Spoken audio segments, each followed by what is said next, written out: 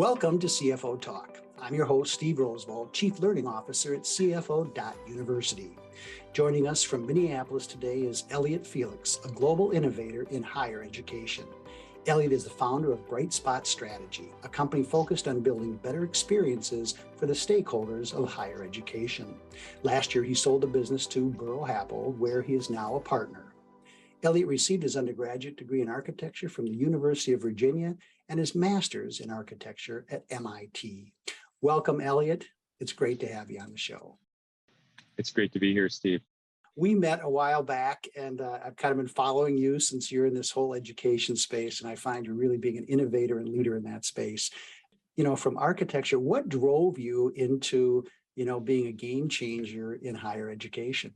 I started off in architecture, and I felt like there was a gap in that we often didn't know enough about the people we were designing for. And so I went to grad school at MIT, and I feel like I went in as an architect and I came out as a designer, seeing design in a broader sense, as a way to define and solve problems for people, and that you could design spaces, but you could also design experiences and technology and systems and services. And that led me to a company called DEGW, which no longer exists, but it was a very niche company. And what we would do is write design briefs for the workplace and for learning environments. So it was our job to almost create the recipe for design and figure out what are the goals, what's the competitive landscape look like, what are the design criteria, what's the budget, what's the site, what are the needs, who are the people, and to put all that together in a way that a great architect, could solve. And after doing that for a while, I realized that space alone couldn't solve the problems that we were uncovering. And so I founded Bright Spot to really focus on like an integrated model for transforming the experience of higher ed. And what we do is conduct research, create shared vision, and then create strategy for spaces, for support services, for staffing, for technology systems, all in the name of creating better experiences for the learner. So it's really been a journey of using my background in design to help create better experiences. Among friends, jokingly, I'm a recovered architect. Why higher education when there's a lot of institutions that can use kind of your skill set? So why did you choose higher education? Well, I think since the time I was a student myself, I was passionate about improving the experience of students. I've always been in student government. I was always advocating on behalf of students. In grad school, I did a project that kind of foreshadowed what I'm doing now, where our student government helped a new dean make a lot of things better for a lot of students. We actually did like a benchmarking study and compared the teaching assistant pay within our school to other schools and found out it was about half. So we got compensation doubled. We realized that the thesis project, the capstone That's the kind project, of design I like, by the way. The capstone project become a real celebration as opposed to this sort of afterthought. And we actually changed the course scheduling grid to promote more interdisciplinary courses in and out of the department. So I think that put me on the path to helping colleges and universities. And I've been lucky enough to help more than 100 of them over the last 20 years. Right. Higher education needs the help. And so having bright people working on higher education, I think it's good for all the stakeholders and actually good for our whole economy. So thank you for choosing higher education as kind of your target market. It's my pleasure. And I think through that consulting work, I've seen students struggle to find a sense of belonging. I've seen kind of a disconnect, maybe a difficulty for the learner to connect. How do their courses connect with a career to get the support they need, whether it's about writing or presenting or analyzing data, conducting research, mapping out that career path. So that's really been my mission, is to think about how to improve belonging and support and that course career connection by looking at space and services and staffing and systems. And recently it's been fun because I feel like I'm kind of like working the problem from both ends. And I'm still consulting with universities, but I've been able to share what I've learned and the evidence behind it with students and families directly in my book, How to Get the Most Out of College. That's So it's great. been fun to kind of like see how we can improve the learner experience, both perspectives. And I forgot to even mention in the introduction, you are an author of How to Get the Most Out of College. We came across each other when I was reading an article that you had written in the University World News. And the title caught my attention because it was Debunking 6 Continuing Fallacies in Higher Education. And we kind of consider ourselves higher education, in that way we're developing, senior leaders in finance. Can you give us a quick recap of what fallacies you were debunking? This was an op-ed that I wrote with a good friend, Sanjit Sethi, who's the president of MCAD, the Minneapolis College of Art and Design. And we've been friends for a long time and have often felt the same frustrations that maybe higher ed is at times solving the wrong problem. And we wanted to help maybe shift attention where we think it's needed to create next generation institutions that create the kinds of experiences where students are engaged, they belong, they find meaningful, fulfilling work, they can pay off their loans, they can contribute to society. The university can do research that has an impact. And we felt like there were maybe a few ways where colleges and universities were going astray. First, with this, an outdated notion of who their students were, the idea that it's 18 to 21 and you're living on campus and you're studying full time and that you're, middle or upper class, that you're not working, that you're financially dependent on your parents. That's now the minority of students. And so helping people understand who today's students are, that they're looking for more flexibility, that they're older, that they're working, that's really important. I think the second point was that learning happens only in these discrete semesters, like only in the classroom, but in fact, the whole thing should be a learning experience. And to give students that flexibility, it's going to be happening in the evening, it's going to be happening in summers. I think the other thing we saw, which the pandemic really, the campus is there mainly for classes. And what was very interesting is that in the pandemic, even when students couldn't attend a class in person, they wanted to be on campus. They were renting apartments nearby. They were doing whatever they could to be together. And I think people need to recognize that the campus is really for community and creativity and collaboration. Students weren't clamoring to get back into the back row of a large lecture hall, right? It's really about getting into the dance studio or the makerspace or the lab or the project room where they can work together with each other, or the residence hall. The fourth thing we wanted to debunk was the idea that student success is measured academically. And that's an important measure. But I think they think about the kind of social and career aspects as separate from academics. They do themselves and their students a disservice. So we really want to think about that holistically. The fifth point was that it's okay for costs to outpace quality. And I think, we're in the middle of a reckoning about the value of higher ed, and people really need to understand what their value is, what they're offering, what the cost is. And, I think during the early days of his presidential run, Andrew Yang would say tuition over the last 30 years is 3 times as high. Higher education isn't 3 times as good. And finally, I think we wanted to point it out that accreditation doesn't equal excellence. Oftentimes accrediting bodies can actually stymie innovation and slow colleges and universities down. And I think there's been a lot of great research on this. Stig Leshley from College 101 recently did an analysis, I think, that looked at when accreditors act, which is quite rarely, it's to very little consequence. If institutions can put those fallacies aside, they'll make significant progress in creating and differentiating themselves, in attracting and retaining students, and creating impact in the lives of those students I read those and I said, wow, this is really interesting, and kind of selfishly used that because I compared it to CFO University. But I found your in-depth knowledge of what's going on in there, and that expertise is so valuable. And for professional learners, I think too, not just kind of the college student. And so, that's why I really appreciate you taking the time to kind of share what's going on out there with our audience. If you could fix one problem in higher ed, what would it be and how would you fix it? That's a big question, but we'll give you a chance to answer it. I think there's a lot to choose from.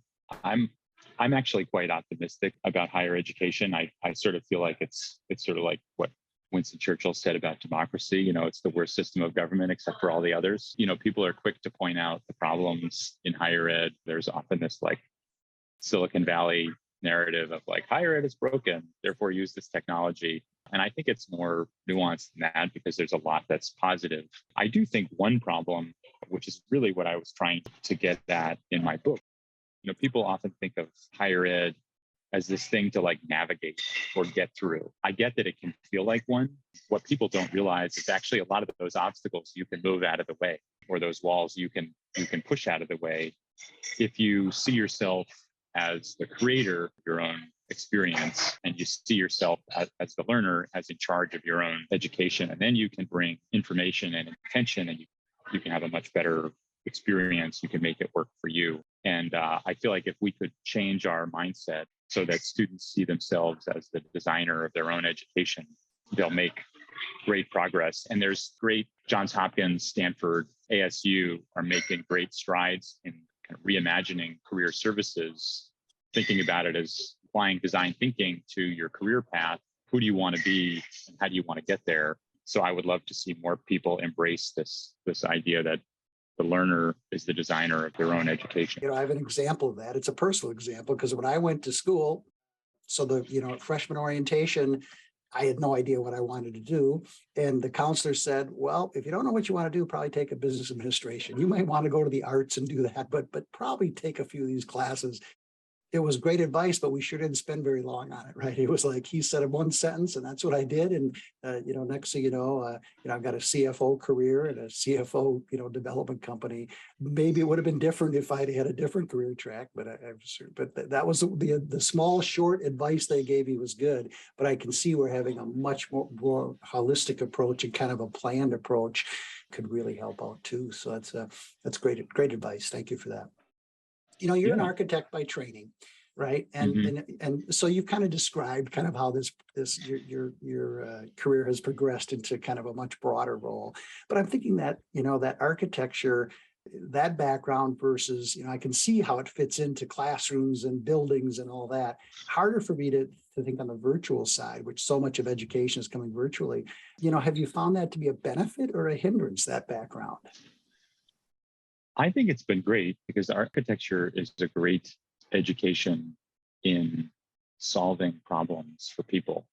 And you think if you go one step up from architecture to design, the core ideas about design are understanding and focusing on people, thinking holistically and making connections and testing things out, trying things out, learning from this kind of failure and experimentation and testing. And those are like the core tenets of the work we've been doing with over 100 institutions at Brightspot. And we'll start by conducting research to understand who the students are, who the faculty are, who the staff are, what their needs are, how it's changing with surveys and focus groups and interviews. And I think that's design helps all of that, because you're designing a workshop, you're designing a survey. Then we'll think about that holistic sense. We're trying to make the connections between the spaces, the support services, and then we're trying to try things out. We're trying to get people to pilot things, do experiments. For instance, as we've done a lot of work with libraries and help libraries really transform from warehouses for books into hubs for student services and creativity. So bringing in maker spaces and data visualization labs and writing centers and presentation practice and critiques spaces. I think those principles have been very, very helpful. And in everything we do, we're trying to understand people and focus on the user. We're trying to make connections and think holistically. And then we're trying to iterate and try things out to get feedback and improve as we go. Well, I think when you said early on, architecture is about problem solving, it kind of answers some of those questions.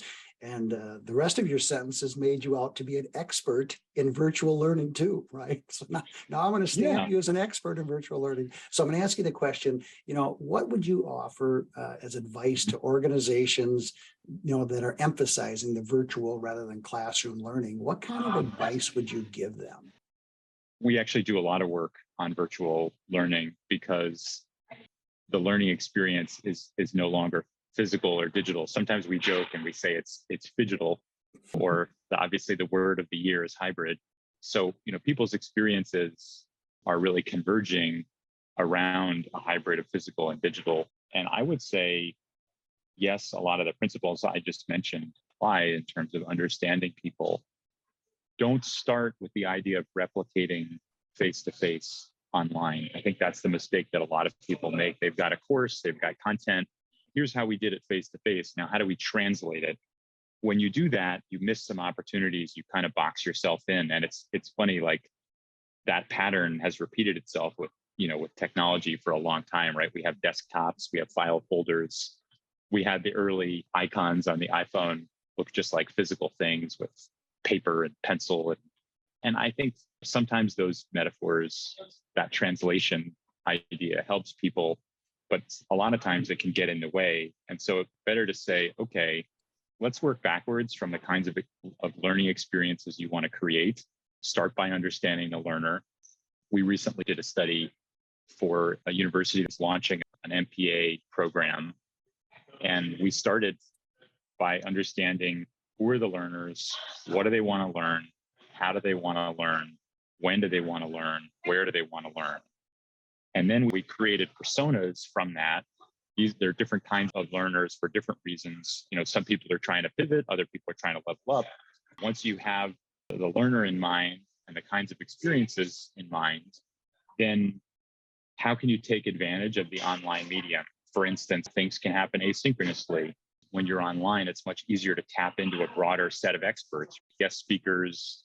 It's easier to get a more diverse set of communities that you can impact instead of looking at our learners, our students are studying part-time and seeing that as a drawback. You could say, okay, actually, this is an opportunity because people can apply what they're learning today on their job tomorrow.